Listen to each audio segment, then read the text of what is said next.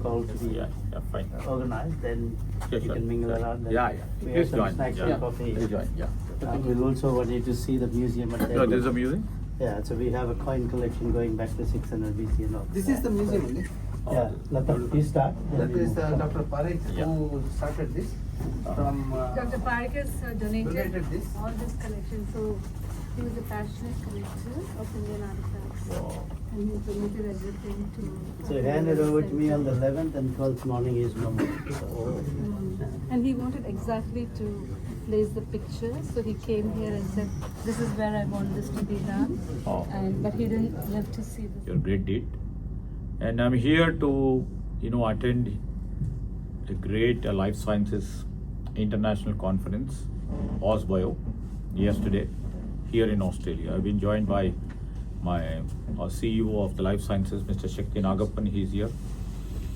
And also our investment director, Mr. Madhusudan here, and my PS, Mr. Venkat Shekhar. We're all team here, and we have been moving to different universities. Today, by Professor Mohan's invitation, we had been to Monash, and day before evening, we had been to RMIT University, and from here we are moving to the Deakin University.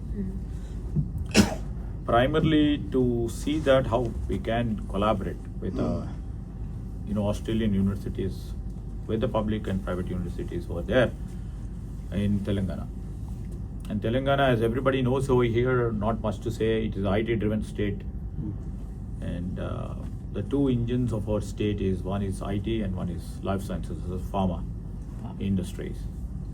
And recent addition is, we are trying to put the electronic industry on the global map, and we are trying to put our stress and strain and use of all resources to promote the electronic industry. In the world, in the electronic industry too, what you have recently mentioned, we are trying to literally see how best we can propel the semiconductor industry, because now the semiconductor industry is promoted at the national level by a Indian semiconductors mission. So we are putting our urge or plea before the central government to promote the Hyderabad. Basically, we have the greatest ecosystem of the chip designing companies over there.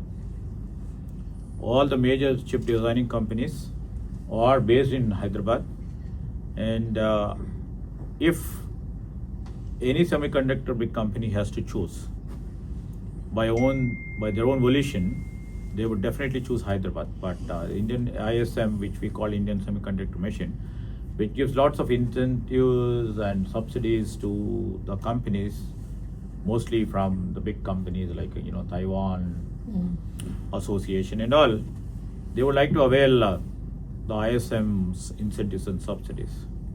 So we are in queue right now with the central government. Hopefully the central government's take, because we have a little bit of a political disadvantage. What we face right now is we hail from a politically different ideology party from the center.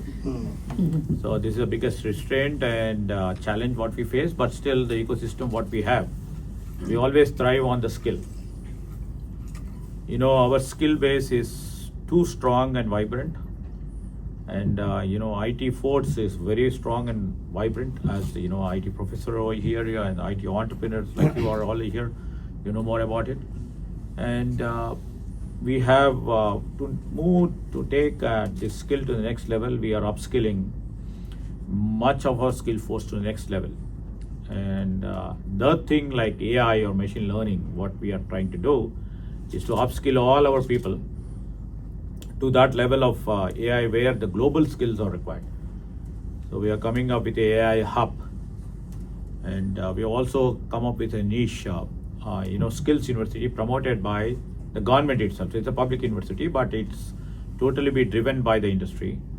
And the chairman of that university is the industry captain by name Mahindra, Anand Mahindra.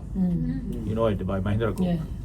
So we are absolutely taking our skill base to the next level, planning and put our wheels on it, so that we'll become the skill based capital for the global necessities.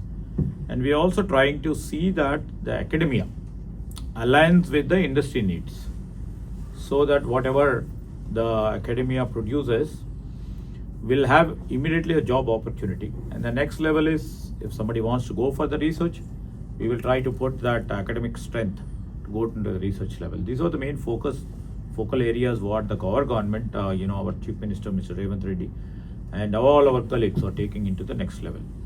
And I'm here to literally explore how best, Australia, India on the national level, and also our state of Telangana, and the Victorian state here, because Victorian state is supposed to be the state of education, where many universities are there, many academic institutions are there. We would like to literally collaborate with many of the universities. What we are planning to do right now, we have done an initial step with RMIT, hopefully with Mr. Professor Mohan here. We may be doing with Monash in times to come. We are going to Deakin to see the AI expertise over there. We've been invited for today's evening, and I thank Australia and India, professionals also for hosting me here, and thank all the people from the community who invited me here to be in part and in the midst of you. Thank you very much. Thank you. We'll just go through the museum and then come. Yeah. So, each one of them you bought it and carried it. She always. This is the heritage. Yeah. We have to carry on to the next. I hope we can. Oh, you are doing great job. I'm actually making of Oh. yeah, so you can see that all going back to 600 BC. So these ones are Oh, yeah. Alexander during his invasion or time.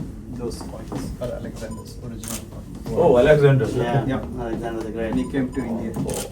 With Neeraj is the one looking after. Minister, your party is very different from the one ruling at the center, Yeah. and you mentioned about it. So how does it make a difference to Telangana in that?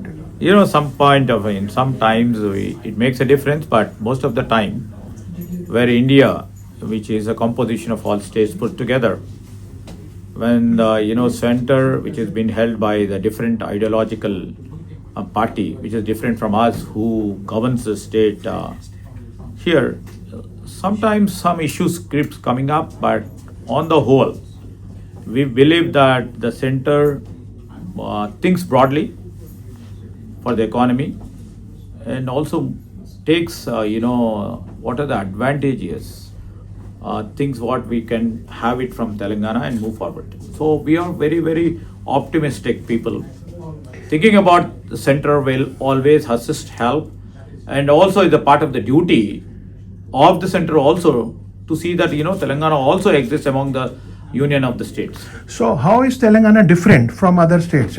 Let us say as far as IT is concerned. Telangana is mostly known for IT driven state, and the skill base which has been there for the past 2 to 3 decades is the greatest asset what we have. And we believe in our skill, we believe in our resources, and we believe in the infrastructure what we have built for over 30 to 40 years. And this is proving very positive in terms of moving our economy more faster than any other economies of other states. And basically what the futuristic thinking what we have been done 20 years back about expansion of our ring road, the outer ring road, and the beautiful international airport and developing of a tier 2 cities or tier 3 cities are helping us out. So what is your impression of Australia? You told us so much Australia is a about it. beautiful place, and seeing the beautiful building, the heritage buildings, and we always connect with country like India. It's also a Commonwealth country. India was also a Commonwealth country erstwhile, and we share lots of similarities. I've been to today's the Parliament, State Assembly, where I see most of the similarities between our assemblies and here our assemblies. But So, we have very few political parties here. they're having a multitude of parties gives lots of strength to democracy. I believe in I that. agree. Absolutely. Yep. So that is the strength of Indian democracy. If I compare the neighboring countries, for all through this 70, 75 long years of our history, Yes. we never been, tempted by the internal fights and made to rule by the military despotism. And what is your message to the Indian diaspora?